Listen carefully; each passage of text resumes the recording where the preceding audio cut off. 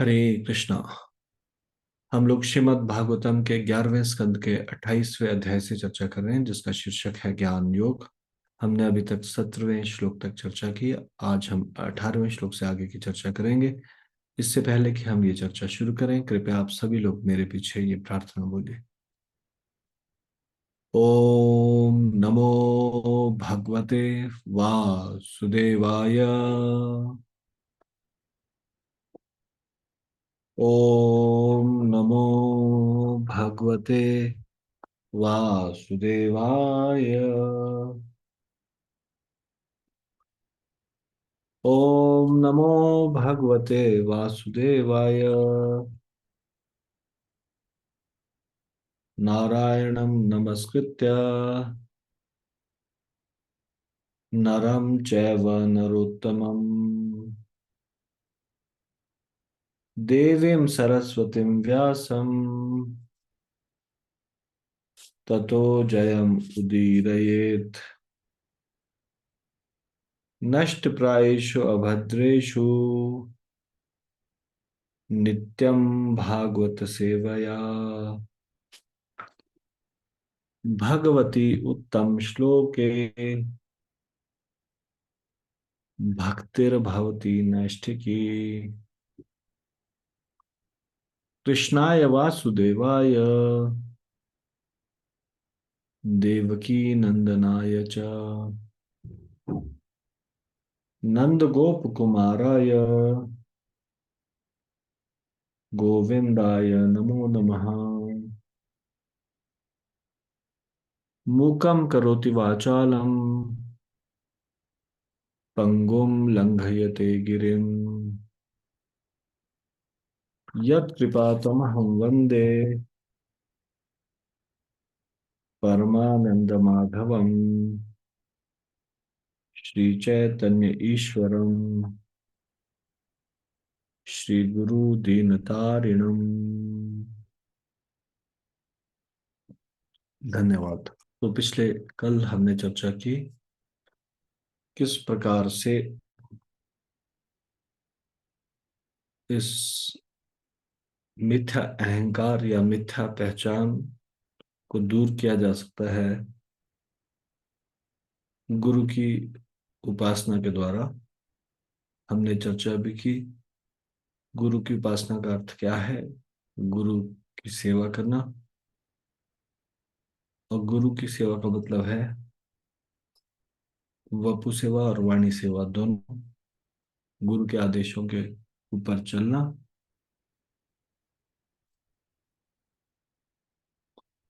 तो ये 17वें श्लोक से 23वें श्लोक तक ज्ञान रूपी तलवार के विषय में बताया कि ज्ञान रूपी तलवार से इस मिथ्या पहचान को काटा जा सकता है, या मिथ्या अहंकार के बंधन को काटा जा सकता है। और ये दिव्य ज्ञान रूपी तलवार गुरु की उपासना के द्वारा तेज होती है। ये हमने 17वें श्लोक में पढ़ा था। 18वां श्लोक इस प्रकार से है। ज्ञानम विवेको निगमस्तपश्च प्रत्यक्षमेति यमथानुमानम् आद्यन्तयोरस्य यदेव केवलम् कालश्च हेतुश्च तदेव मध्ये। असली आध्यात्मिक ज्ञान तो आत्मा तथा पदार्थ के अंतर पर आधारित होता है,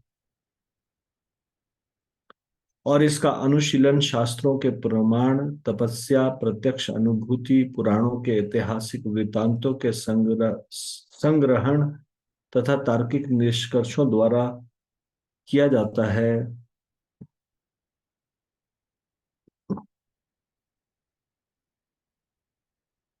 परम सत्य जो अकेला इस ब्रह्मांड की सृष्टि के पूर्व विद्यमान था और जो इसके संहार के बाद भी बचा रहेगा, वही काल तथा परम कारण भी है। इस सृष्टि के मध्य में भी एकमात्र परम सत्य ही वास्तविक यथार्थ है। तात्पर्य: भौतिक विज्ञानी तथा दार्शनिक उस चरम भौतिक कारण या सिद्धांत की खोज में बुरी तरह से लगे हुए हैं जिसे यहां पर काल कहा गया है। कार्य कारण की भौतिक विधि कालक्रम में घटित होती है। दूसरे शब्दों में, काल भौतिक कार्य कारण के लिए प्रेरक होता है। यह काल परमात्मा की अभिव्यक्ति है जो विराट जगत में व्याप्त है और उसे सहारा देता है। यहाँ पर ज्ञान प्राप्त करने की विधि का वैज्ञानिक ढंग से वर्णन हुआ है, और जो गंभीर विद्वान है वे यहाँ पर भगवान द्वारा उद्घाटित दिव्य ज्ञान शास्त्र का लाभ उठाएंगे। तो जो इस श्लोक में बताया कि परम सत्य ब्रह्मांड की सृष्टि के पूर्व भी विद्यमान था और संहार के बाद भी बचा रहेगा,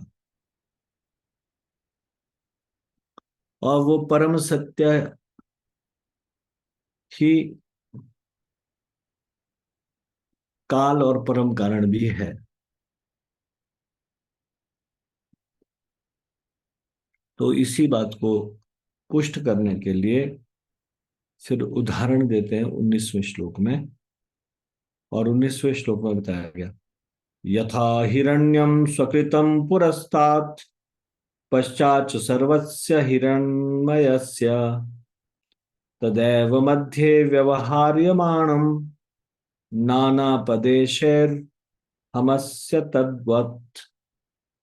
जिस तरह सोने की वस्तुएं तैयार होने के पूर्व एकमात्र सोना रहता है, और जब ये वस्तु नष्ट हो जाती है तो भी एकमात्र सोना बचा रहता है, और जब विविध नामों से व्यवहार में लाए जाने पर भी एकमात्र सोना ही अनिवार्य सत्य होता है, इसी तरह इस ब्रह्मांड की सृष्टि के पूर्व, इसके संहार के बाद और इसके अस्तित्व के समय केवल मैं विद्यमान रहता हूं। तात्पर्य, सोने से अनेक तरह के आभूषण, सिक्के तथा अन्य विलासपूर्ण वस्तुएं बनाई जाती है, किंतु प्रत्येक अवस्था पर, बनाने के पूर्व, बनाते समय, व्यवहार के समय और उसके बाद, अनिवार्य सत्य सोना ही होता है। इसी तरह से भगवान अनिवार्य सत्य है। वे हर वस्तु के गतिमान तथा घटक कारण के रूप में है। भौतिक सृष्टि के समय भगवान अपनी शक्ति को केवल गति प्रदान करते हैं जो उनसे भिन्न नहीं है। अब इस चीज से एकदम से समझ में आ जाता है जब हम शास्त्रों में पढ़ते हैं, सर्वम इदम खलु ब्रह्म। सर्वम इदम खलु ब्रह्म, सारी चीज ब्रह्म ही है। और ब्रह्म क्या है? भगवान की एक अभिव्यक्ति है। यानी कि भगवान का ही एक अलग अलग स्वरूप है सारी सृष्टि।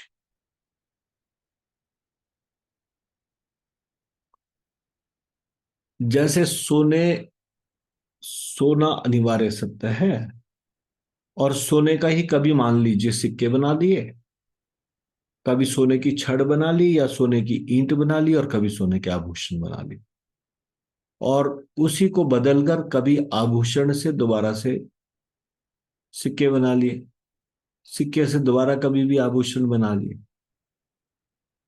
तो अनिवार्य सत्य क्या है? ये सोना है, चाहे वो सिक्के के रूप में है, चाहे वो आभूषण के रूप में है, लेकिन अनिवार्य सत्य क्या है? वो सोना ही है। इसीलिए इस जगत में व्यक्त या अव्यक्त अभिव्यक्ति, वो परम सत्य भगवान ही है, व्यक्त रूप में या अव्यक्त रूप में। भगवान पे ही आधारित है, भगवान से की शक्ति से ही अनेक रूप धारण किया है ये संसार। तो ये संसार किस पे टिका है? ये संसार में हम कुछ भी देख लें, अच्छे से अच्छी अनुमोदित वस्तु या बुरी से बुरी घृणित वस्तु,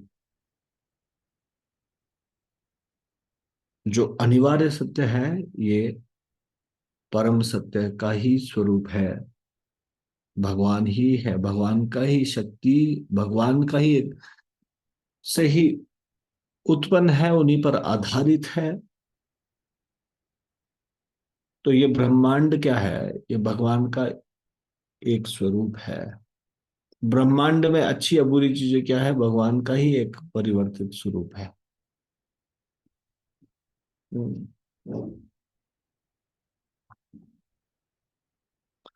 विज्ञान में तत्त्ववस्थमंग गुणत्रयम् कारण कार्य कर्तृ समन्वयेन व्यतिरेकतश्च येनैव तुर्येण तदेव सत्यम।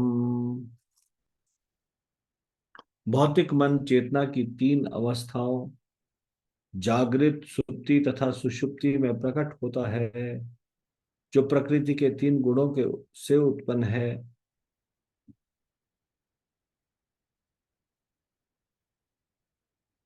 फिर मन तीन भिन्न भिन्न भूमिकाओं में दृष्टा, दृश्य तथा अनुभूति के नियामक रूप में प्रकट होता है। इस तरह मन तीनों उपाधियों में लगातार विविध प्रकारों से प्रकट होता है, किंतु इन सबों में से भिन्न एक चौथा तत्व भी विद्यमान रहता है, और वही परम सत्य होता है। तो यहाँ पे मन के विषय में बताया जा रहा है। हम्म। मन चेतना की तीन अवस्थाओं में प्रकट होता है।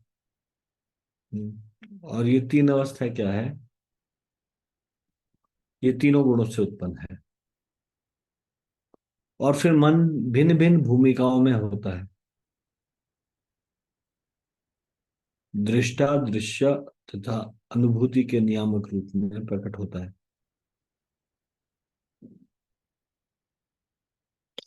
तो तीन उपाधियों में लगातार विविध प्रकारों से प्रकट होता है, और एक चौथा तत्व जो विद्यमान रहता है वो परम सत्य है। तात्पर्य, कठोपनिषद में 2.2.15 में कहा गया है, तमेव भान्तम अनुभाति सर्वम तस्य भाषा सर्वमिदं विभति। उनकी मूल ज्योति के बल पर हर वस्तु अपना प्रकाश फैलाती है, हर वस्तु को प्रकाशित करता है। इस तरह अनुभूति, ज्ञान तथा संवेदनशीलता की पूरी परिधि भगवान की अनुभूति, ज्ञान तथा संवेदनशीलता का एक तुच्छ सा विस्तार है। न युत्पुरस्तादुतयन्न पश्चात मध्ये च तन्न व्यपदेश मात्रम भूतं प्रसिद्धं च परेण यद्यत् तदैव तत्स्यादिति मे मनीषा। जो भूतकाल में विद्यमान नहीं था और भविष्य में भी विद्यमान नहीं रहेगा, उसका इसकी पूरी अवधि में कोई अस्तित्व नहीं होता, यह केवल ऊपरी उपाधि होता है। मेरे मत में जो कुछ सृजित किया जाता है तथा किसी अन्य वस्तु से उद्घाटित किया जाता है, अंततः वही एकमात्र अन्य वस्तु होता है। तात्पर्य, यद्यपि सारी भौतिक वस्तुएं यथा हमारे शरीर नश्वर है और इस तरह मिथ्या है, किंतु भौतिक जगत भगवान की शक्ति की असली अभिव्यक्ति होता है।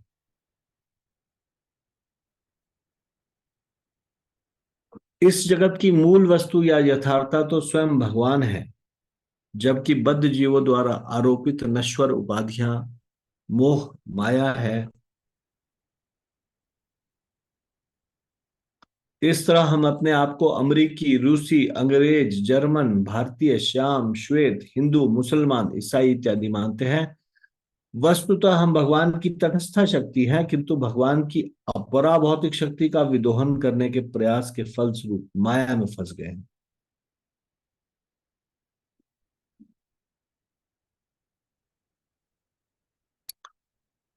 हर वस्तु को भगवान के परिप्रेक्ष्य में ठीक से परिभाषित किया जाना चाहिए, क्योंकि वे ही इसके तथा अन्य सारे जगतों के अनिवार्य सत्य है। तो ये कह रहे हैं कि ये सारी की सारी चीजें, जो भी संसार में सृजित चीजें हैं, जो भूतकाल में नहीं थी या भविष्य में विद्यमान नहीं रहेगी,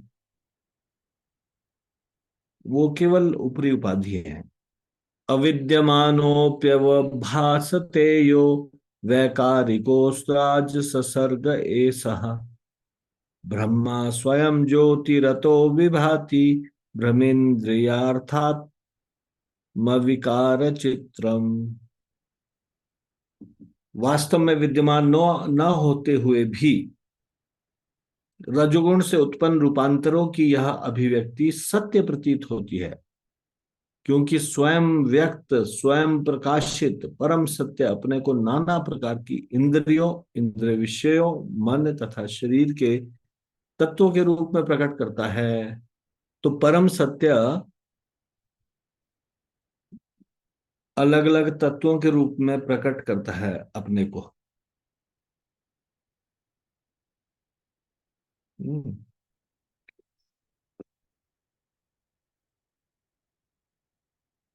परम सत्य का ही रूपांतरित रूप है ये। इस संसार में इंद्रियां, इंद्रिय विषय, मन, शरीर, ये सारे रजोगुण से उत्पन्न रूपांतर है। किस चीज के? परम सत्य के। और सत्य प्रतीत होते हैं लेकिन सत्य नहीं है। परम सत्य के रूपांतरण है, पर परम सत्य नहीं है। क्योंकि परम सत्य के रूपांतरण है इसलिए सत्य प्रतीत होते हैं, परंतु सत्य नहीं है। तात्पर्य, समग्र भौतिक प्रकृति अर्थात प्रधान मूलतः अभिन्न तथा जड़ है, किंतु बाद में इसमें विकार आ जाते हैं। जब भगवान अपने काल अभिकर्ता के माध्यम से इस पर दृष्टिपात करते हैं और रजोगुण को जागृत करते हैं, इस तरह भौतिक रूपांतर होता है और भगवान की अपरा शक्ति के रूप में प्रकट होता है। इसके विपरीत भगवान के निजी धाम में नित्य वैविध्य रहता है, जो परम सत्य का आत्म प्रकाशित आंतरिक ऐश्वर्य है।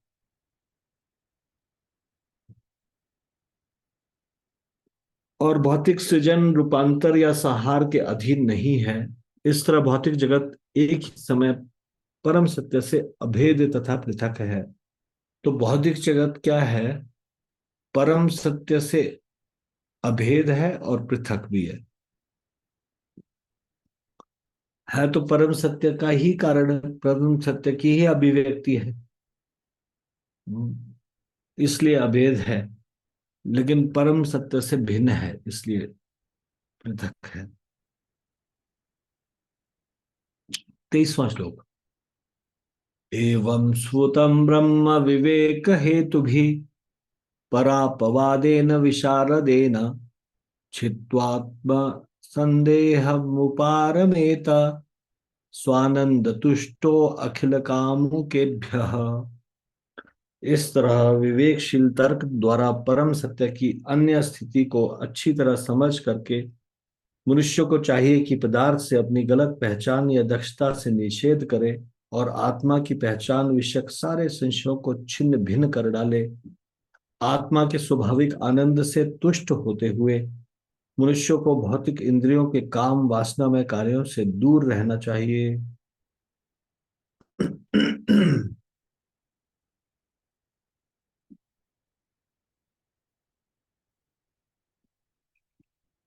तो 17वें श्लोक से 23वें श्लोक तक ज्ञान की तलवार, दिव्य ज्ञान की तलवार, ये चर्चा हुई।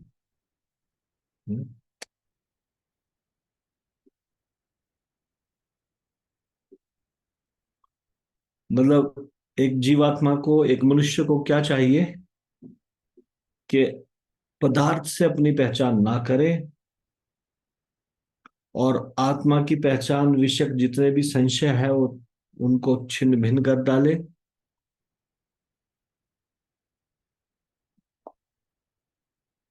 किस प्रकार का आनंद लेने का प्रयास करे? आत्मा का स्वाभाविक आनंद। और ये कैसे प्राप्त हो सकता है आत्मा का स्वाभाविक आनंद? जब वो अपनी स्वाभाविक स्थिति में रहेगी। आत्मा स्वाभाविक स्थिति क्या है एक जीवात्मा की? जीवेर स्वरूप है कृष्ण नित्यदास। जब वो कृष्ण के नित्य दास के रूप में कार्य करेगी, यानी कि कार्य क्या है आत्मा का? आत्मा की खुराक, आत्मा का कार्य यह है भक्ति करना, भगवान की सेवा करना। जब भगवान की सेवा करेगी, भक्ति करेगी, आत्मा अपने स्वाभाविक स्वरूप के अनुसार कार्य करेगी, तब आत्मा का स्वाभाविक आनंद से आत्मा तुष्ट रहेगी, और भौतिक इंद्रियों के काम वासना वाले आनंद, इन कार्यों से दूर रहना होगा। पहले तो अपनी पहचान, हम कौन है, हमारी पहचान, उसमें पदार्थ से अपनी गलत पहचान का निषेध करना होगा। कैसे निषेध होगा? ज्ञान रूपी तलवार को तेज करके। ज्ञान रूपी तलवार तेज कैसे होगी? गुरु के आदेशों का पालन करके, उनके संरक्षण में भक्ति करके, भक्तों के सानिध्य में। और इस प्रकार से जब सारे संशय से मुक्त हो जाएंगे और हम अपनी गलत पहचान करना छोड़ देंगे, यानी कि ध्यात्म बुद्धि से मुक्त हो जाएंगे भक्ति के द्वारा, गुरु के संरक्षण में की गई भक्ति के द्वारा, तो फिर हम स्वाभाविक आत्मा के आनंद से तुष्ट हो जाएंगे। और फिर ये जो नकली आनंद है इस संसार का, जड़ आनंद, कैसा? ये इंद्रियों के काम वासना में कार्यों से उत्पन्न होने वाला, तो इससे हम दूर हो जाएंगे। आत्मा का आनंद, यानी कि आत्मा का आनंद जो जो बढ़ेगा, संसार का आनंद से कम होगा। ये पक्की बात है। जैसे जैसे हम भक्ति में प्रोग्रेस करते हैं, हमको संसार के कार्यों में आनंद नहीं आता। इसके बाद फिर 24वें श्लोक से लेकर 38वें श्लोक में बताया कि कैसे इसको किया जाए, क्या करना चाहिए। तो इस बात पर बल दिया गया कि अवॉइड मटेरियल एसोसिएशन। 24वें श्लोक से क्षमा कीजिए, 28वें श्लोक तक, 38 नहीं, 24 से 28वें श्लोक तक भौतिक संग को से दूर रहने के लिए चेतावनी दी। 24वां श्लोक इस प्रकार से, नात्मा नात्मा वपुः पार्थिवमिन्द्रियाणि देवाहुसुर्वा युर्जल्मुहुताश मनोन्नम मात्रम धिषणा च सत्व महंकति खम क्षितिरर्थ साम्यम।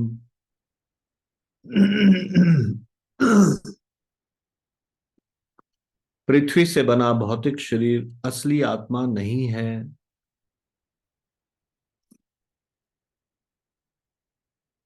ना ही इंद्रियां उनके अधिष्ठात्री देवता या प्राणवायु, ना बाह्य वायु, जल अथवा अग्नि या मन ही है।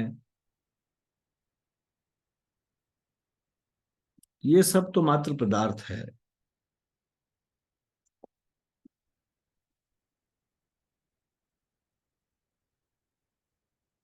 इसी तरह ना तो मनुष्य की बुद्धि, न भौतिक चेतना, न अहंकार, न ही आकाश या पृथ्वी के तत्व, न ही इंद्रिय अनुभूति के विषय, न भौतिक साम्य की आदि अवस्था ही को आत्मा की वास्तविक पहचान माना जा सकता है। यानी कि सारी की सारी चीजें ये आत्मा की पहचान नहीं है। समाहिते कह कर्णेर्गुणात्म भी गुणो भवेन मत सुविविक्तधात्म। विक्षिप्यमाणेरुत किं नु दूषणम् घने रूपतेर् विगतेरवे किम। जिसने मेरी पहचान भगवान के रूप में कर ली है, उसके लिए इसमें क्या श्रेय रखा है यदि उसकी इंद्रियां जो गुणों से उत्पन्न है ध्यान में पूरी तरह एकाग्र हो।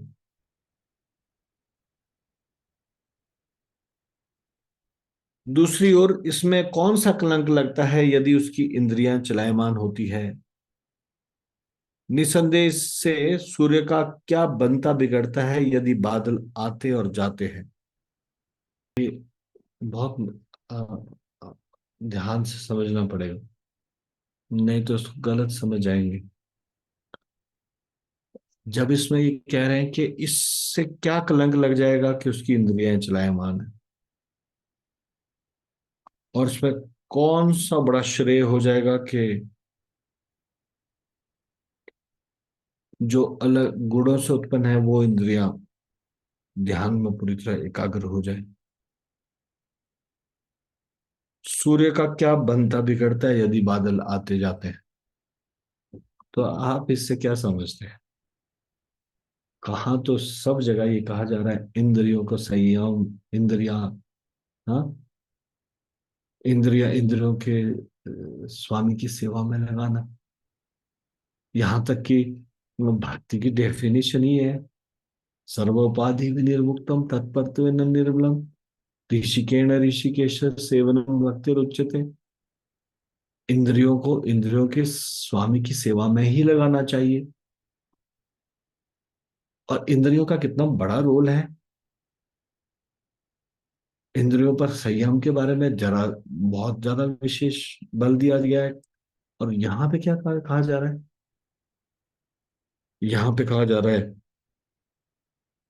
अगर इंद्रियां ध्यान में एकाग्र भी हो गई तब भी क्या, क्या श्रेय।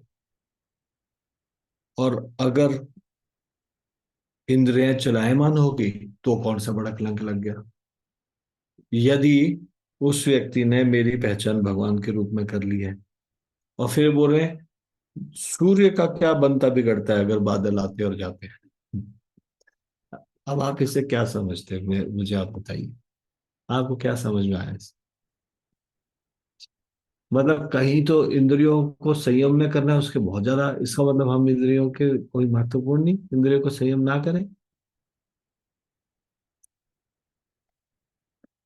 क्या समझ में आया आप लोगों को ये। प्लीज रेज योर हैंड, हाथ खड़ा करो। गगन पांडे प्रभु जी बोलिए। हाँ बोलिए चले। हरे कृष्णा प्रभु जी धन्यवाद। हरे कृष्णा दृढ़। प्रभु जी चैप्टर डिस्क्रिप्शन में प्रभु जी हम लोगों ने पढ़ा था कि ये चीज प्रभु जी लिबरेटेड सोल्स के लिए प्रभु जी बताई थी वहां पे। तो हो सकता है ये लिबरेटेड सोल्स के लिए है कि उनके लिए उनके सेंसेस चाहे जैसे भी जाए उनकी उन पे कोई फर्क नहीं पड़ेगा, मतलब वो भगवान की सेवा में लगे रहेंगे। ऐसा हो सकता है। हरे कृष्णा प्रभु जी धन्यवाद।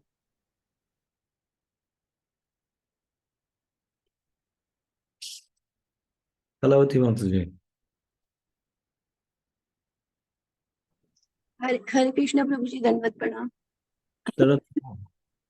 सॉरी प्रभु जी अगर कहीं बोला। प्रभु जी अभी एक तो पॉइंट गगन पांडे प्रभु जी ने जो बोला वो सही बोला। और फिर आप हमेशा एक श्लोक बोलते हैं ना, स्मर्तव्यम सततम विष्णु की स्मर्तव्यम न जातु चित एयुरेते किंकरा। प्रभु जी मेरा ये श्लोक भूल विधि निषेधो सुर एतयोरे एव किंकरा। हाँ जी। हाँ जी। तो मुझे भी यही लग रहा है कि यहाँ उन सब भक्तों के लिए है जो माने हमेशा ये गोल्डन दोनों रूल करते हैं, माने उनका मन हमेशा भगवान में लगा रहता है। तो वो अगर बाकी उनके सामने जो यहाँ दिया ना डूज एंड डोंट्स, उनके लिए कुछ मायने नहीं रखता है। जैसे आप हमेशा वंशीधर बाबा जी शायद ना उन एग्जाम्पल देते हैं ना कि वो इतने एब्जॉर्ब रहते थे कि वो नहाना धोना भी भूल जाते थे। तो क्यों इतना एब्जॉर्ब था भगवान में। तो यहाँ भी उन्हीं लोगों के लिए बोले ना जिसने मेरी पहचान भगवान के रूप में कर ली है।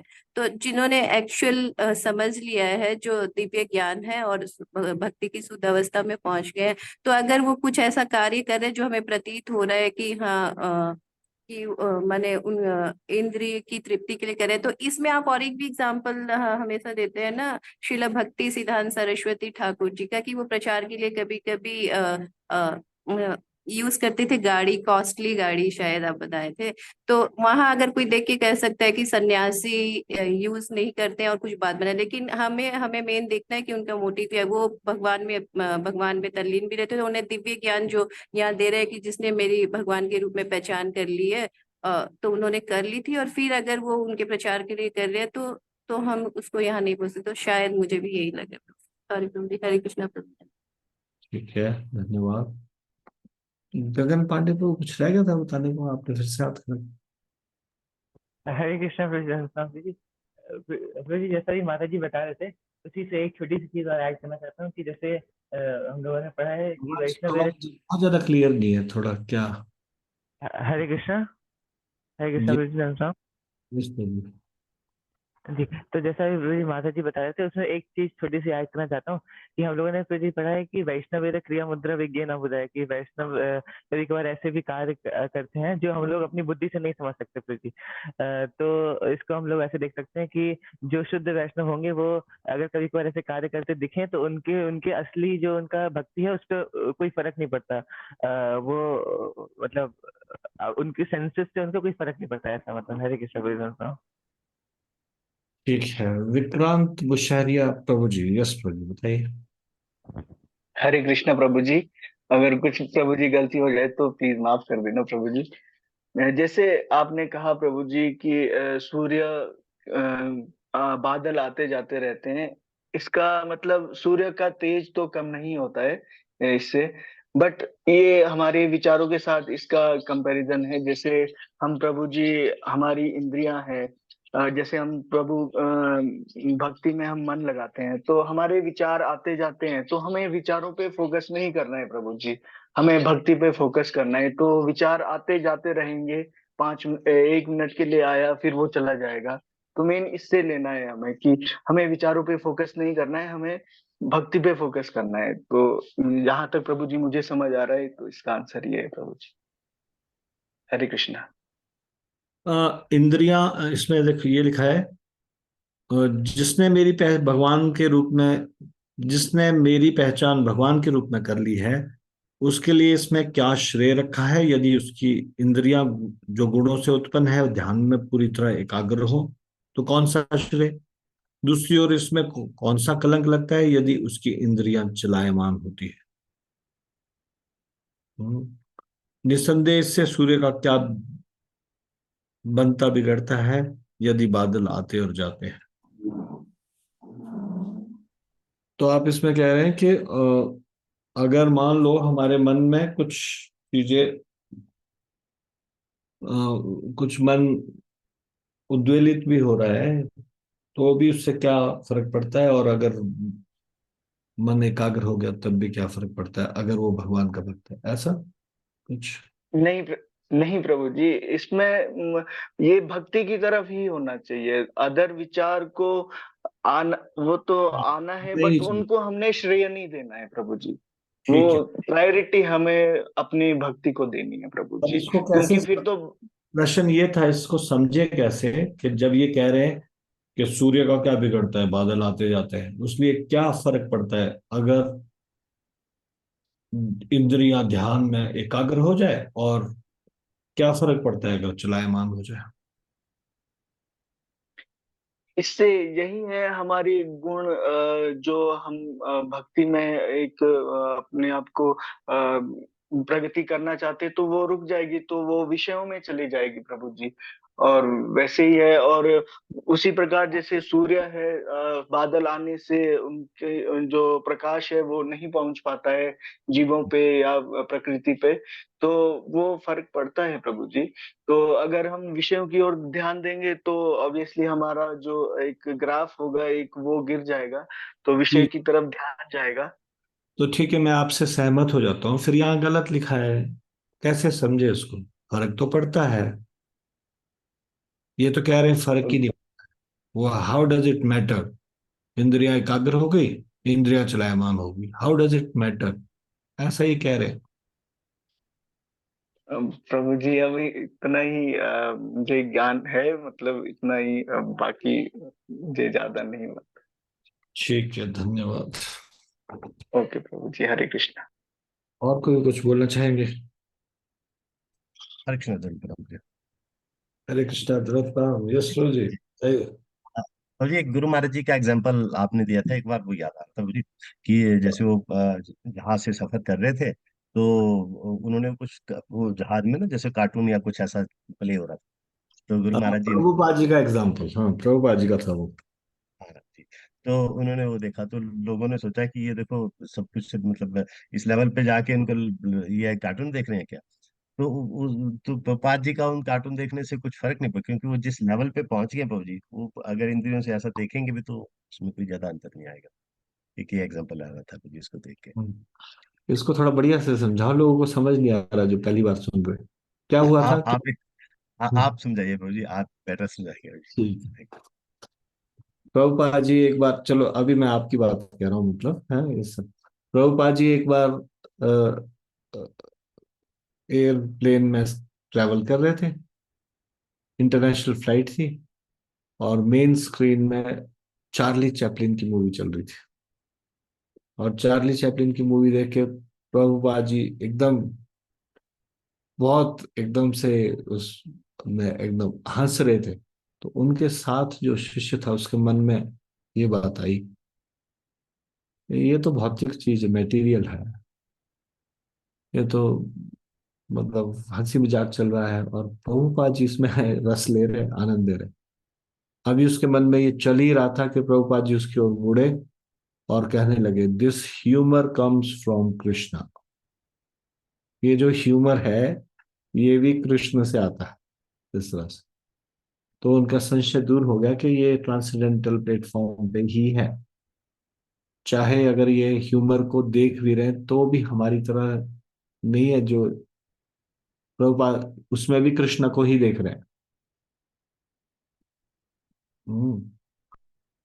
अ,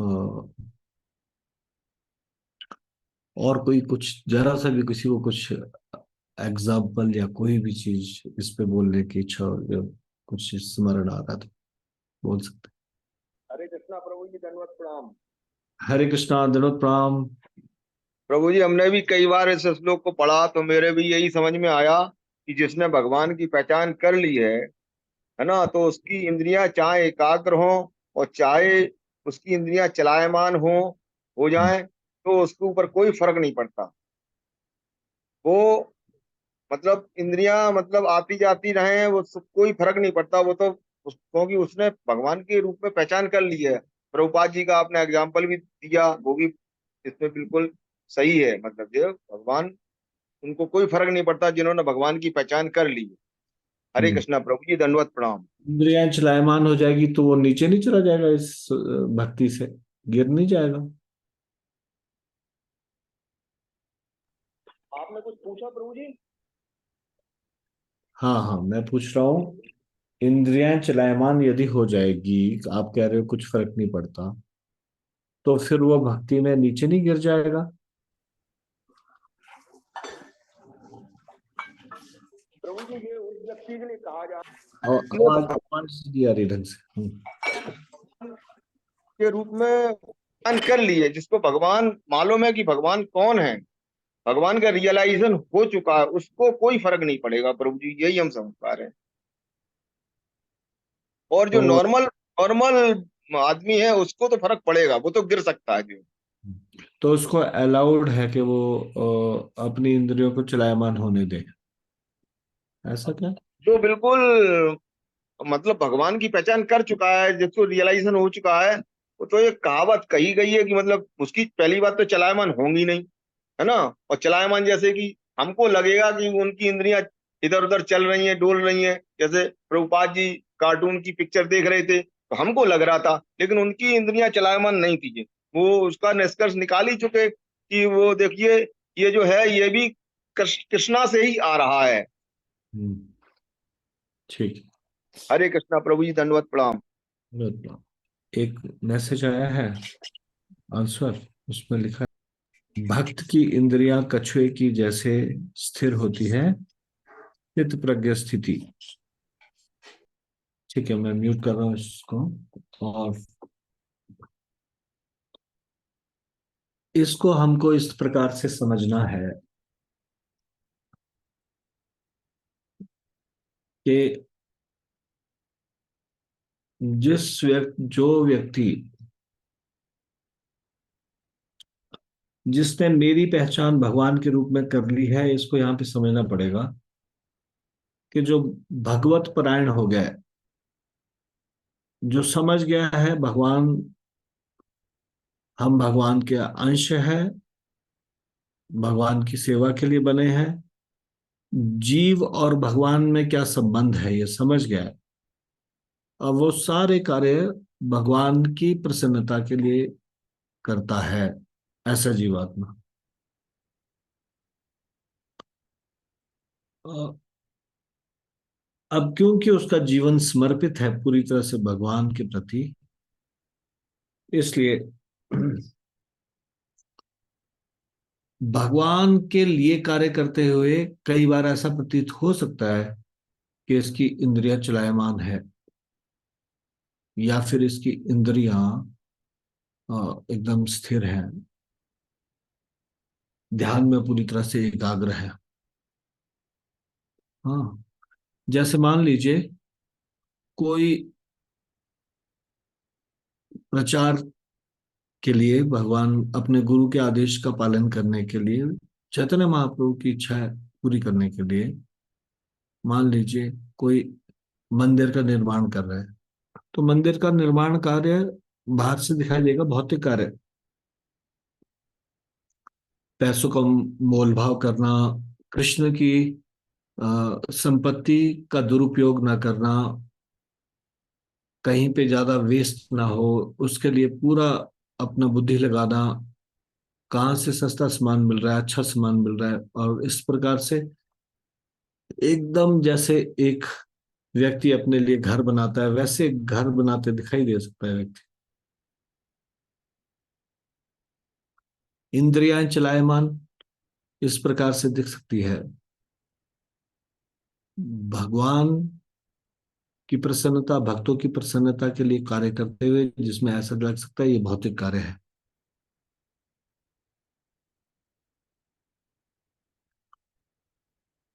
परंतु क्योंकि वो भगवत परायण हो चुका है, उसने आत्म साक्षात्कार कर लिया है, उसने भगवान को जान लिया है, अपने जीवन के उद्देश्य को जान लिया है, जीव और भगवान के संबंध को जान लिया है, उसके अनुसार कार्य कर रहा है। और ऐसे कार्य करते हुए जब वो डीपली एब्जॉर्ब है भगवान की भक्ति में, तब ऐसा लग सकता है कि इसकी इंद्रियां चलायमान है या इसकी इंद्रियां एकाग्र है। तो जैसे कि अभी गगन प्रभु ने बताया था, वैष्णव क्रिया मुद्रा विज्ञ न बुझाए। वैष्णवों की क्रिया मुद्रा को हम समझ नहीं सकते, उनके बाहर के कार्यों को देखकर आप अंदाजा नहीं लगा सकते। उनका प्रत्येक कार्य भक्तिमय हो सकता है, बाहर से देखने में चाहे वो जैसा लगे, बाहर से देखने में उनका कार्य भौतिक लग सकता है, और भगवान की तुष्टि के लिए उस संसार के कार्य भी कर सकते हैं। जैसे जयानंद प्रभु थे, प्रभुपाद जी के शिष्य, वो इतना डेडिकेटेड थे कि प्रभुपाद जी के इस मिशन को कैसे फैलाया जाए, इतने ओबीडियंट आज्ञाकारी शिष्य थे, मंदिर का खर्चा निकालने के लिए टैक्सी चलाते थे, सुबह सारे कार्य करते थे, मंगला आरती इत्यादि सब चीजें, सुबह की साधना, सारे मंदिर में सेव जो भी मंदिर की सेवा है वो करते थे, दिन में टैक्सी चलाते थे, धन जो भी आता था प्रभुपाद जी के हाथ में रख देते थे, शाम को फिर से मंदिर की सेवा करते थे। अब बताइए वो देखने में क्या प्रतीत होगा? ही इज डूइंग बिजनेस, वो कुछ पैसा धन उपार्जन के लिए समय लगा रहे हैं। नहीं, वो कृष्ण की सेवा में समय लगा रहे हैं। और कृष्ण की भक्ति में एब्जॉर्ब होने के बावजूद भी कई बार ऐसा हो सकता है कि पिछले जन्मों के कर्मों के कारण ये इंद्रियां चलायमान हो जाए। तब भी भगवान उनकी निष्ठा देखते हैं और जानते हैं कि वो पिछले अनेक जन्मों का वेग है जो कुछ प्रकट हो गया कुछ समय के लिए। Then also he is transcendental because he has surrender to Krishna. He has surrender to Krishna. और जब मन में कुछ वेग भी उत्पन्न हुआ तो वो भी कुछ समय के लिए, अगर वेग उत्पन्न हो गया, इंद्रिया चलायमान हो गई, तो उसका कोई हिडन प्लान नहीं है। He is not planning to go away from Krishna. Happened by chance, and then he again realized and begged Krishna to save him। मान लो किसी का कोई पुराना वेग के कारण कुछ कार्य हो जाए और फिर वो बाद में उस चीज के लिए पश्चाताप करे। कृष्ण हमारी भावना हृदय को देखते हैं। हम क्या प्रयास है, हम क्या चाहते हैं, हम कितने सफल हो पाए ये नहीं देखते। Krishna is not result oriented.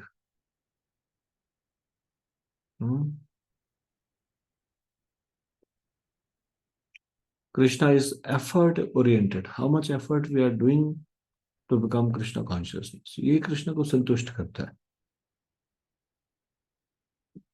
कई बार मैं ये एग्जांपल देता हूँ। मान लीजिए कोई व्यक्ति बहुत ध्यान पूर्वक जप कर रहा है। There are so many techniques. Techniques मतलब एक एक शब्द को देखते हुए जप करो, हरे कृष्ण ऐसे ऐसे करके जिस शब्द को बोल रहे हैं, ये भी एक टेक्निक है। और भी कई सारी टेक्निक्स हैं अच्छा जप करने के लिए। लेकिन जप करने के बाद एकदम फूला नहीं समाता, सबको देख रहा है और देख रहा है, इस प्रकार से थोड़ी नहीं जप करना चाहिए। ऐसे जप करना चाहिए जैसे मैंने किया, सब लोगों को इस तरह से जप करना चाहिए। Krishna will not be very happy with this.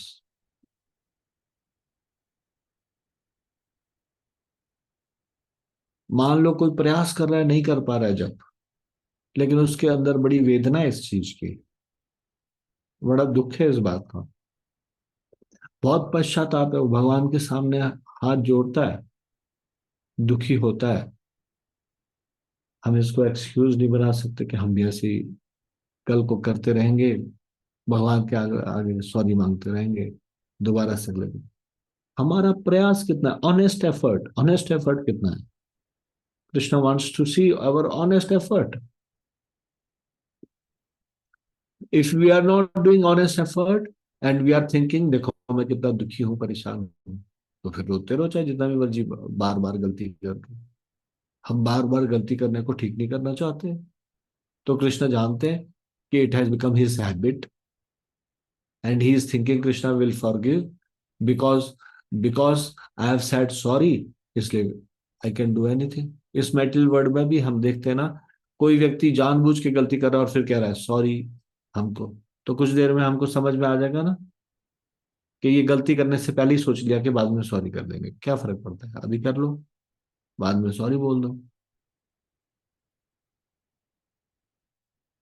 लेकिन जब कोई मन से पश्चाताप करता है, हमको एकदम से समझ में आ जाता है ना, इस संसार में भी मान लो किसी से कुछ गलती हुई और वो बार बार उसके लिए शर्मिंदा है, हृदय से क्षमा प्रार्थी है, तो इस संसार में हम लोग भी पहचान लेते हैं ऐसा। तो कृष्ण को बिल्कुल ही पहचान लेंगे, हमारे हृदय की एक एक बात को जानते हैं। जब कृष्ण देखते हैं ऑनेस्टली भक्ति में आगे बढ़ना चाहता है, लेकिन पिछले जन्मों के कर्मों के कारण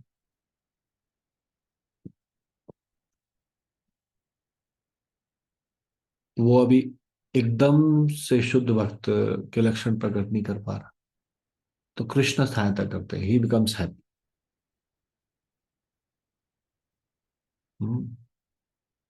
और मान लीजिए कोई सतुगुण में था पिछले भी जन्म में भी, इस जन्म में भी सतुगुण में है, इस कारण से जल्दी से ये चीज को सीख गया, अच्छे से जप करना अच्छे, लेकिन इस चीज का बहुत बड़ा गर्व है उसको। I am the best, I am the best singer, I am the best pujari, I am the best cook, I am the best best best best. और उसके बाद बड़ा प्रसन्न होकर वो भगवान के सामने जाता है, खुश होकर, देखा सबसे बढ़िया किया। तो कृष्ण को उस चीज से संतुष्टि नहीं है इतनी। हम्म। हम इस संसार में देखते हैं कोई सॉफ्टवेयर कंपनी में है, उसको कुछ कोडिंग करने के लिए दी क्या, एंड द मैनेजर और the who is the head, he wants some result. एक व्यक्ति ने सारा दिन काम किया, मेहनत की, शाम तक रिजल्ट नहीं ला पाया। दूसरे व्यक्ति ने एक ही घंटे में काम कर लिया, इसलिए सारा दिन मस्ती करता रहा। शाम को जब दोनों से रिजल्ट पूछा गया, उसने एक घंटे काम किया था और उसने रिजल्ट लेके आ गया था, उसने रिजल्ट अपने बॉस के सामने रख दिया, yes, what ever work you have given is done. दूसरे व्यक्ति ने सारा दिन मेहनत की, वर्क नॉट डन। तो मेटीरियल वर्ड में क्या होगा, ये मेटीरियल वर्ड रिजल्ट ओरिएंटेड है, लास्ट में ये देखा जाएगा रिजल्ट आया कि नहीं आया।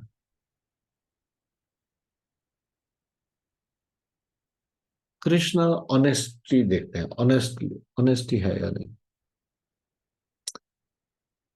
कृष्णा देखते हैं एफर्ट हुआ या नहीं हुआ। कृष्णा देखते हैं हृदय में पश्चाताप हुआ या नहीं हुआ, अगर भगवान की भक्ति नहीं की है ढंग से। कृष्णा देखते हैं मेरे लिए तड़फ है या नहीं।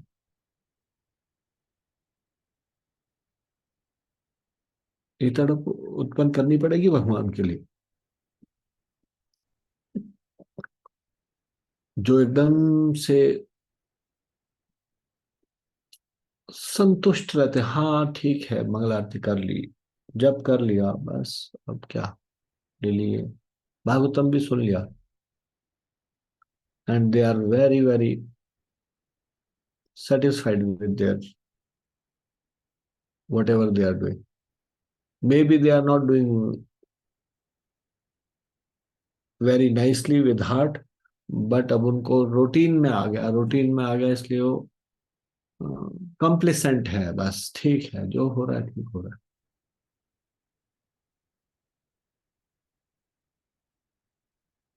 तो कृष्ण को आकर्षित नहीं कर पाते ना। हाँ, it has become daily, sadhana should not become ritual. When there is no spirit in it, then it becomes ritual.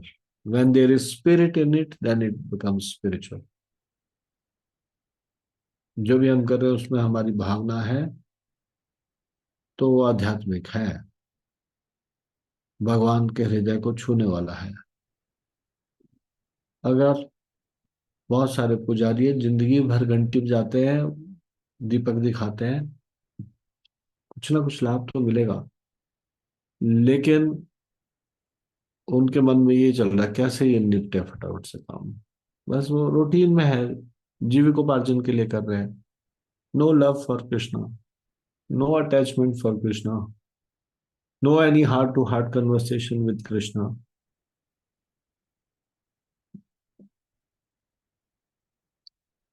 सीख लिया है 4 बार, 2 बार, 3 बार, इस प्रकार से भगवान के ये दीपक को घुमाना है, और वो गिनती में लगे हैं, और there is no emotion, it has become a ritual, just a ritual.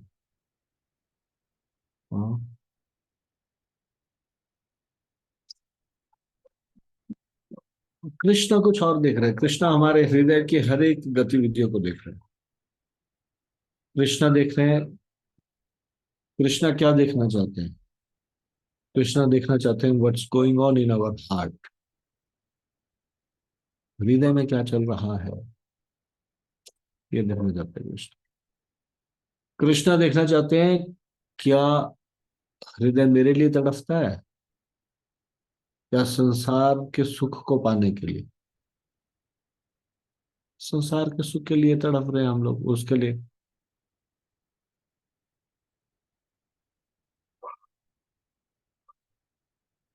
तो Krishna is not attracted by this. वो कृष्ण को आकर्षित नहीं कर सकता, वो कृष्ण उससे प्रसन्न नहीं है। जो लोगों के सामने बहुत धन धान्य भगवान के लिए अर्पित कर रहा है, लेकिन उसके मन में भावना है कि देखा किसी ने इतना नहीं किया, मैं सबसे ज्यादा करता हूँ, सब लोग जाने में कितना दानी। तो भगवान उसका फल क्या देंगे? सब लोग जान गए तुम कितने दानी, बस यही। क्योंकि उसके मन में चल रहा था सब लोग इस बात को सराहें कि मैं कितना अच्छे से हम्म, सहायता करता हूँ। सब लोग ने सराहा लिया, बस।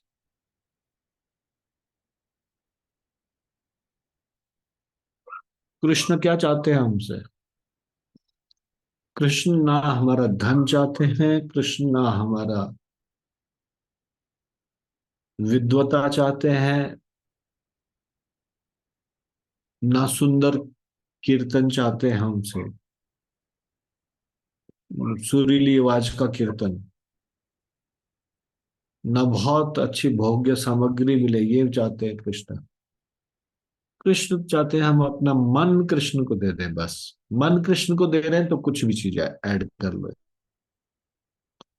मन कृष्ण को देंगे तो सभी चीजें कृष्ण को दे रहे हैं। इसलिए कृष्ण मन देखना चाहते हैं। Where is our mind? हम खुद को कभी चेक करना चाहिए। Where is the investment of our mind? सारा दिन भर में मैंने कृष्ण को कितने समय याद? कईयों को इस बात का भी गर्व होता है, सुबह की साधना बड़ी अच्छी की, मतलब सुबह कर दिया, बस जप वगैरह किया, बस सुबह समय निकाला ना भगवान के लिए। नहीं, कृष्ण देख रहे हैं कि 24 घंटे में से 2 घंटे या 4 घंटे, अच्छे 5 घंटे हमने अगर 4-5 घंटे कृष्ण को दिए सुबह, तो किया, श्रवण भी किया, क्या दिन भर में भी हमने कृष्ण को प्रायोरिटी दी? कृष्ण बहुत पोजेसिव है। कृष्ण पूरा ही समय चाहते हैं आप इस संसार में जो भी कुछ करो, भगवान को अर्पित करते हुए करो। और भगवान, हमारी आसक्ति कहाँ है? जब करते हुए भी अगर हम, श्रवण करते हुए भी हम किसी संसार की चीजों में, मान लीजिए हम मोबाइल में अमेजोन में कुछ कुछ सर्च कर रहे हैं, या कुछ कुछ और चीजों में लगे, पूरा ध्यान वही लगा, लेकिन साथ साथ में लेक्चर भी सुन रहे हैं, साथ साथ में जप भी कर रहे हैं, और भी चीजें कर रहे हैं। तो कृष्ण को देख रहे हैं ना कृष्णा? क्या देख रहे हैं? मुझ में नहीं है अट्रैक्शन। अट्रैक्शन क्या चीज है? संसार के चीजों में।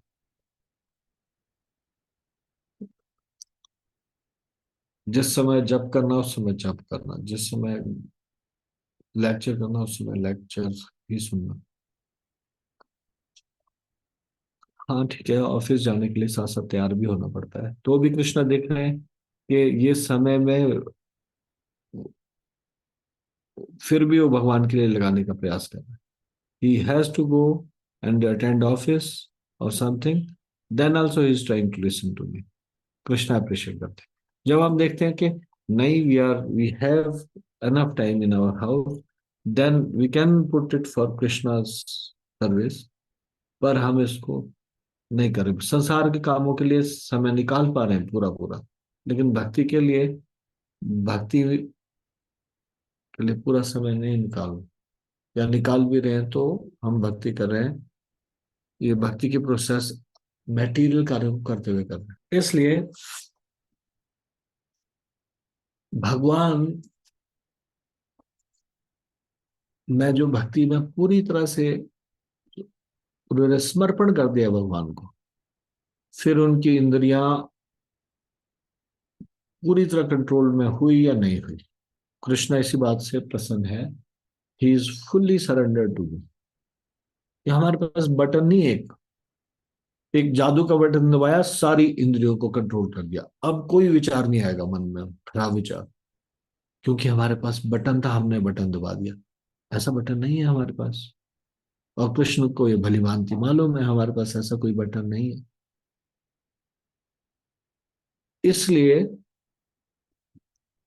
लेकिन जब हम पूरी तरह से सरेंडर्ड है कृष्ण के लिए, और हमने ठान लिया है कि नहीं, कृष्ण की भक्ति नहीं छोड़नी है, और पूरी तरह से कृष्ण के शरण में ही है, और जब भी कुछ भटक जाए इधर उधर, तब क्षमा प्रार्थना हृदय में आती है, भगवान के शरण में जाते हैं, भगवान से बार बार मांगते ये चीज, मेरा आकर्षण समाप्त हो जाए संसार में, मेरा आकर्षण आप में लग जाए।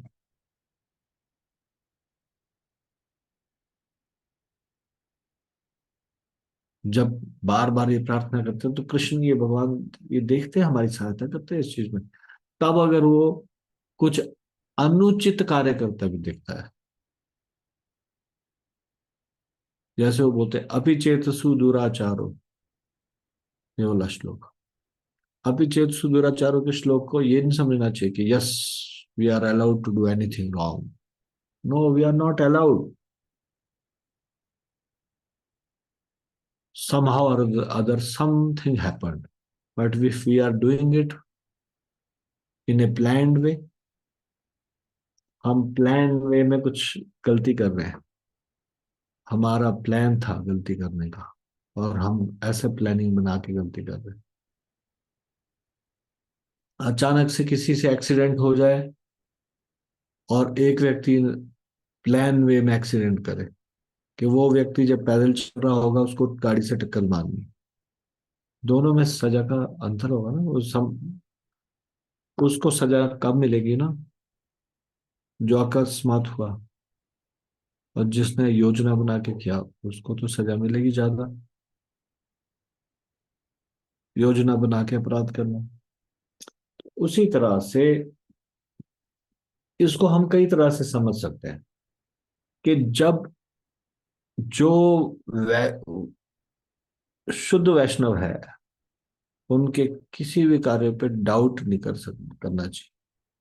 वैष्णवेर क्रिया मुद्दा विज्ञान बुझा। जैसे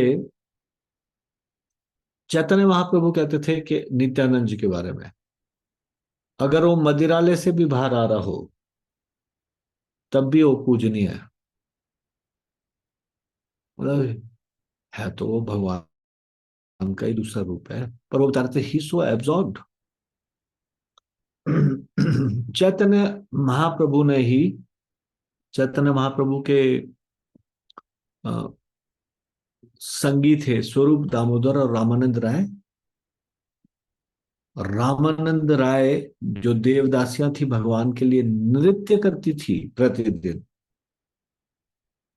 उनको तैयार करना, उनका श्रृंगार करना भगवान के लिए, जगन्नाथ जी के लिए वो करते थे।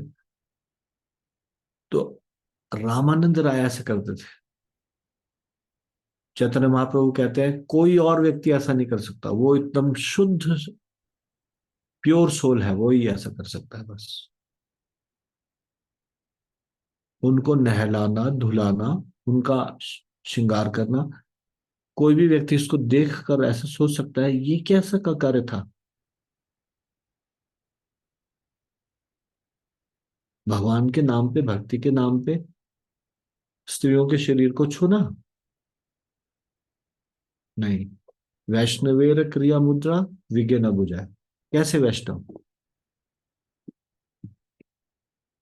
ऐसे वैष्णव रामानंद राय जैसे, ऐसे वैष्णव नित्यानंद जी जैसे, वो तो भगवान का ही स्वरूप है नित्यानंद। ऐसे शुद्ध वैष्णव जिनका मन एक क्षण के लिए भगवान से दूर नहीं होता, कोई अपने लिए ऐसे नहीं सोच रह सकता कि हम भी अगर ऐसा कुछ करें तो हमारा मन तो कृष्ण में लगा है, बाकी नहीं। हम खुद अपना पता लगा सकते हैं, क्या हमारा मन सच में कृष्ण में लगा है? लगा के नहीं लगता। सुबह 16 माला के समय में तो लगता नहीं है। 16 माला में तो हमारी हालत खराब हो जाती है मन को पकड़ के बार बार लाने में। ये जो शुद्ध लोग हैं, ऐसे भगवान के ऐसे शुद्ध भक्त, उनका मन हटाए हटता नहीं है। प्रयास करे तब भी दूर नहीं जाता है, कृष्ण में ही लगा रहता है। जब भगवान हाथ छुड़ा के भागते हैं एक नेत्रहीन भक्त से अपने हाथ को छुड़ा के, तो वो कहते हैं कि आप अपने आप को बलवान समझते हो, आप हाथ छुड़ा के चले गए, तब मैं आपको बलवान मानूंगा अगर आप मेरे हृदय से जाके बताओ तो। इतना कॉन्फिडेंस, इतना ज्यादा उनको पता है, और हर समय उनके मन में हृदय में भगवान। भगवान जब उनको मिले भी तो हाथ छुड़ा के भागे, और फिर वो कहते हैं कि हृदय से जाके बताओ जब।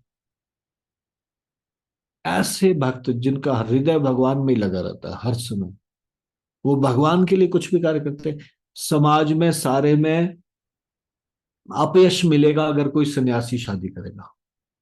चैतन्य महाप्रभु कहते हैं, नित्यानंद प्रभु आप विवाह करोगे,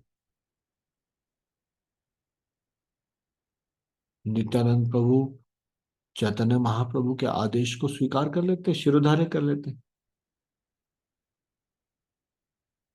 वो कहते हैं आप मुझसे क्या करवाना चाहते हो, हंसी का पात्र बनाना चाहते हो तो आपकी इच्छा, जैसे आप, जिससे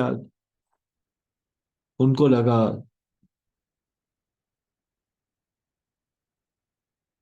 कि जब वो जगन्नाथपुरी में आ गए हैं तो गौड़ देश में भी जो वहां पे भक्त है उनको कोई गाइड करने वाला हो, और वहां पे गृहस्थ भक्त थे, उनको आने के लिए मना किया था चैतन्य महाप्रभु ने। तो एक सन्यासी को गृहस्थ बना के भेज दिया वहां। बताओ, समाज में तो सब इसको गलत मानेंगे ना। एक सन्यास, जिसने सन्यास का वचन ले लिया, वो बाद में गृहस्थ बन जाए। लेकिन नित्यानंद जी स्वीकार कर लेते हैं इस बात को, एग्री है, एक्सेप्ट कर लेते हैं। भगवान की प्रसन्नता के लिए यश अपयश कुछ भी करने के लिए तैयार हो। इंद्रियां संयम या इंद्रिया चलायमान या इंद्रिया जैसे भी, ऐसे भक्तों का कुछ भी दिखाई दे, क्योंकि वो एब्जॉर्प्शन है कृष्णा में। इसलिए ये चीजें, कोई भी चीजें मायने नहीं रखती उनके लिए।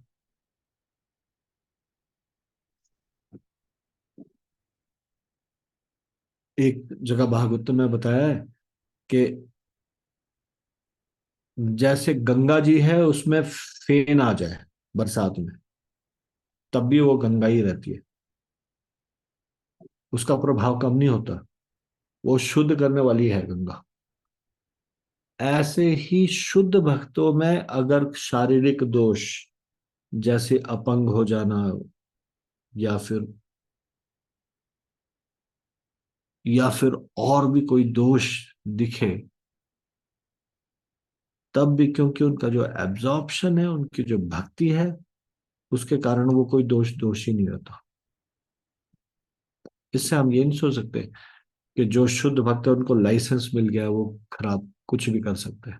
नहीं, ऐसा नहीं।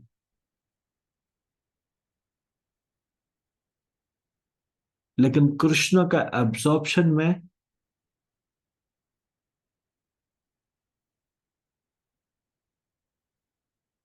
नित्यानंद जी के भी और चैतन्य महाप्रभु के, है तो भगवान पर भक्त के रूप में आए, उनको कई बार आभास ही नहीं रहता था कि उनके शरीर में वस्त्र ही नहीं। लेकिन कोई जानबूझ के ऐसे करेगा तो गलत है ना, उसके लिए अलाउड है क्या? नहीं।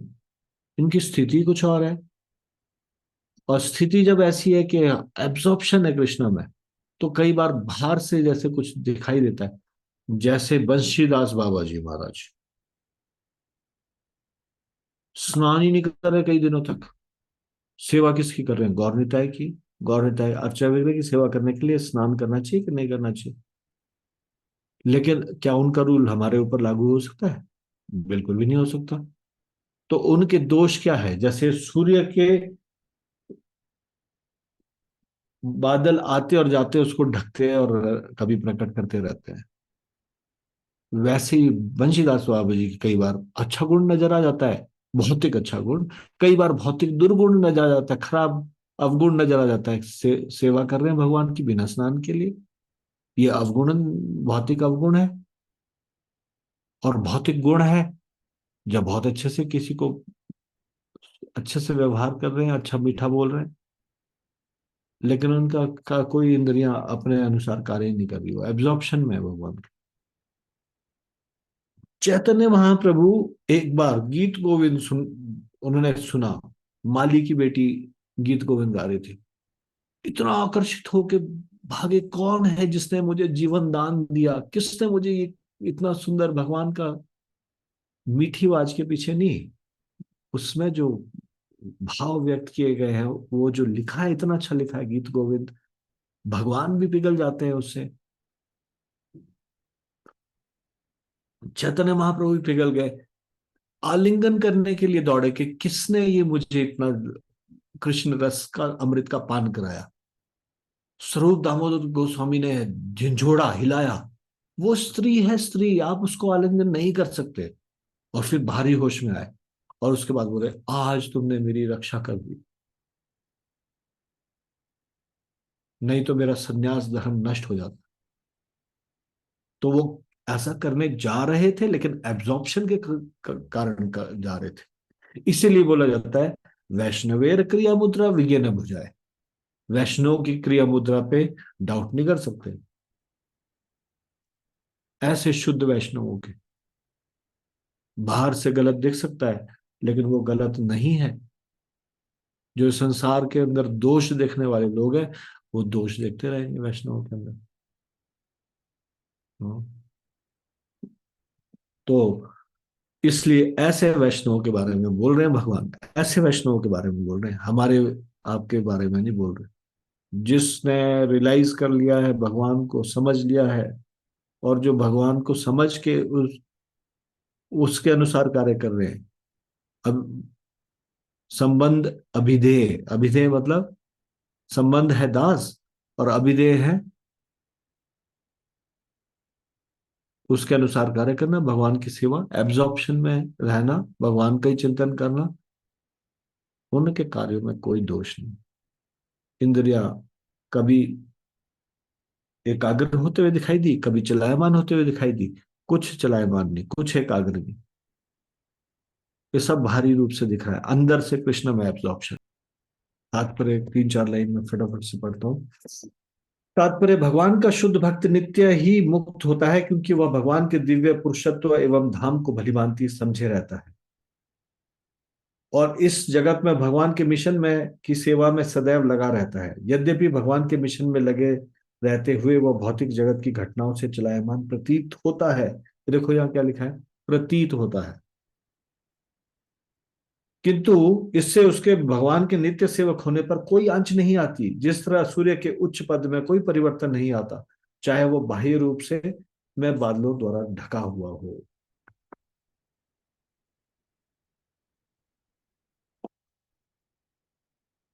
तो आज हम यहीं तक चर्चा करेंगे। आज की चर्चा से यदि आपका कोई प्रश्न है या आपकी कोई टिप्पणी है, तो कृपया हाथ खड़ा कीजिए। If you have any question और comment, please raise your hand. Yash Agrawal प्रभु, यश प्रभु जी बोलिए। हरे कृष्णा प्रभु जी, धन्यवाद, प्रणाम। हरे कृष्णा, दंडवत प्रणाम। प्रभु जी, आज की चर्चा से मतलब 22वें श्लोक से एक प्रश्न था, इन जनरल क्वेश्चन ही है। परा और अपरा शक्ति, प्रकृति जो है, उसको उसको अगर आप थोड़ा सा एक्सप्लेन कर दे प्रभु जी। आपने पहले भी बताया, बट मेरी बुद्धि ऐसी है कि मुझे समझ ही नहीं आता। ये तो बहुत आसान है, बहुत आसान है। कौन बताएगा यहाँ पे परा और अपरा, कोई बताएंगे? थोड़ा बताओ प्रभु जी, अनम्यूट करो और बताओ, व्हाट इज परा प्रकृति, व्हाट इज अपरा प्रकृति? हरे कृष्ण प्रभु जी, दंडवत प्रणाम। हरे कृष्णा, दंडवत प्रणाम। प्रभु जी, जीव आत्माएं जो है वो परा प्रकृति है, और भौतिक प्रकृति जो अपरा प्रकृति है प्रभु जी। हरे कृष्ण प्रभु जी, दंडवत प्रणाम। हम्म। जो आध्यात्मिक प्रकृति है वो परा प्रकृति है, और जो भौतिक है वो अपरा प्रकृति है, सिंपल शब्दों में अगर तो। यश प्रभु, क्लियर हुआ? प्रभु जी, तो जैसे भगवान की जो अंतरंगा शक्ति है उसको हम ये मान सकते हैं कि वो शक्ति है, परा हाँ। हाँ जी। और जो भौतिक प्रकृति है वो अपरा है। जी। और प्रभु जी, जीव भी परा में ही आते हैं। 101%। ओके ओके प्रभु जी, क्योंकि थैंक यू सो मच। भगवान जिस चीज के बने उसी चीज के जीव बने, सच्चित आनंद, और जीवात्मा भगवान का ही अंश है। तो ये जो तीन शक्तियां हैं, अंतरंगा, तटस्था और बहिरंगा, उसमें अंतरंगा और तटस्था दोनों परा प्रकृति है, बहिरंगा अपरा प्रकृति। ठीक है प्रभु जी, थैंक यू सो मच प्रभु जी। हरे कृष्णा, धन्यवाद, प्रणाम। ठीक है, धन्यवाद। गगन पांडे प्रभु जी, यस प्रभु जी। हरे कृष्ण प्रभु जी। प्रभु जी, क्वेश्चन प्रभु जी 20th श्लोक से है। उसमें प्रभु जी है, the material mind manifest in three phases of consciousness, wakefulness, sleep and deep sleep. ये प्रभु जी थोड़ा समझ नहीं है, मतलब wakefulness, sleep and deep sleep, इस पे थोड़ा सा एम्फेसिस प्रभु जी कर दीजिए। हरे कृष्ण प्रभु जी। जागृत, सुप्ति और सुषुप्ति, इसको बोलते हैं जागृत, सुप्ति और सुषुप्ति। सुप्ति is like a dream state where mind is still working. Sushupti is a stage when you are in deep sleep, when your mind is also not working. ठीक है? जी जी जी प्रभु जी। हरे कृष्ण प्रभु जी, थैंक यू। कृपेश प्रभु जी, यस प्रभु जी, बताइए। हरे कृष्णा प्रभु जी, दंडवत प्रणाम प्रभु जी। हरे कृष्णा, धन्यवाद। प्रभु जी, जैसे जो सॉरी प्रभु जी, मेरा प्रश्न है रामानंद राय जी के बारे में। जैसे कल उनका डिसअपीयरेंस डे था प्रभु जी, तो रामानंद राय जी ही अर्जुन जी थे पिछले जन्म में। मुझे गौर गणोदेश दीपिका देखना पड़ेगा, अभी याद नहीं है, स्मरण नहीं है। प्रभु जी, हाँ उसी में, मतलब जो आप बता रहे हैं गणोदेश दीपिका, उसी में बताया गया है कि वो अर्जुन जी थे पास्ट इनकारनेशन में। मतलब कई बार संयुक्त रूप भी हो सकते हैं, तो संयुक्त बताया या केवल अर्जुन बताया? प्रभु जी, इसमें लिखा है कि states that Ramanand Rai was Arjun in his past incarnation, ऐसा प्रभु जी हिज ग्रेस अमोघ लीला प्रभु जी के चैनल पर मतलब पोस्ट डाली है। अच्छा, ठीक है, तो प्रश्न क्या? मतलब मैं कंफ्यूज था प्रभु जी, कल हिज होलीनेस भक्ति आश्रय महाराज जी ने भी डाली थी ना, उसमें लिखा था कि previously he was Vishakha Devi and was very dear to Shrimati Radha Rani. तो मुझे समझ नहीं आया प्रभु जी कैसे। तो दोनों हो सकता है। अच्छा प्रभु। जैसे कि अद्वैत आचार्य है, वो हाँ महाविष्णु और सदाशिव के इनकारनेशन है, हाँ जी। बोथ। हाँ जी। महाविष्णु के भी और सदाशिव के भी, कंबाइंड इनकारनेशन। हाँ जी। वैसे जैसे आपने अर्जुन बोला तो मुझे ख्याल आया कि इस तरह से ये भी, उनमें कुछ अंश अर्जुन का है और कुछ अंश विशाखा का है, ऐसा हो सकता है। ठीक है प्रभु जी, थैंक यू। प्रभु जी, धन्यवाद, प्रणाम प्रभु जी। कहाँ से आवाज आ रही है? म्यूट कर लीजिए। तो विशाखा देवी और अर्जुन दोनों का एक रूप हो सकता है, ये मेरे को देखना पड़ेगा उसमें क्या लिखा है। हाँ जी प्रभु जी, थैंक यू प्रभु जी। हरे कृष्ण प्रभु जी, धन्यवाद, प्रणाम। ठीक है, धन्यवाद। रचना तिवारी माता जी, यस माता जी, बोलिए। हरे कृष्ण प्रभु जी, दंडवत प्रणाम। ये हरे कृष्ण। आपने सुषुप्ति बताया है, इग्नोरेंस, डीप स्लीप, सुषुप्ति, डीप स्लीप। यस, प्रभु जी, जागृत गुडनेस, सत्वगुण, और ये सुप्त का क्या बताया, रजोगुण का? Dream stage. Dream stage. Thank you प्रभु जी। हरे कृष्णा। धन्यवाद प्रणाम। ठीक है, इसको हम यहीं पे विराम देंगे। श्रीमद् भागवतम की जय। शिल प्रभुपाद की जय। निताई गौर प्रेमानंदे। हरि हरि बोल। आप सब लोग बहुत धन्यवाद। हरे कृष्णा। हरे कृष्ण।